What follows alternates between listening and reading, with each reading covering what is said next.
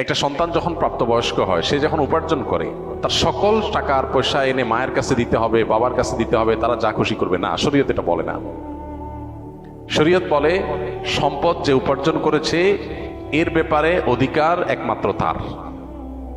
হ্যাঁ, উপার্জিত সম্পদ থেকে মার চলার জন্য, মার বেঁচে থাকার জন্য, সুস্থতার জন্য, চিকিৎসার জন্য যেটা প্রয়োজন সন্তান হিসাবে সাধ্য অনুযায়ী, মায়ের নিজের না থাকলে বা দেওয়ার মতো ব্যবস্থা না থাকলে অবশ্যই সন্তানকে সেটা বহন করতে হবে।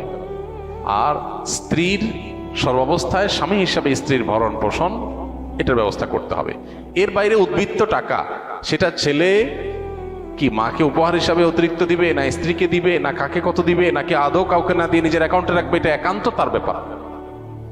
এখানে শরীয়ত মা বাবাকে ইন্টারফেয়ার করার অধিকার দেয় নাই সেইভাবে যেভাবে আমাদের অনেক মা বাবা মনে করেন যে তাদের অধিকার আছে। ছেলে বিদেশ গেছে, উপার্জন করে টাকা পাঠাবে সব বাপের নামে মায়ের নামে, তারা যা খুশি করবে, তারা সেখান থেকে বৌমাকে যা দেওয়া দিবে আর যা নেওয়া দেওয়ার না দিবে না। এভাবে আসলে ইসলাম মা বাবাকে এতটা অধিকার দেয় না যে সম্পদ সারা জীবন যা কামাই করবে সব বাপ মা যা ইচ্ছা তা করবে। জি না, এই সুযোগটা নেই। অনেক মা বাবা এটা জানেন না এবং এখানে অনধিকার চর্চা করেন তারা।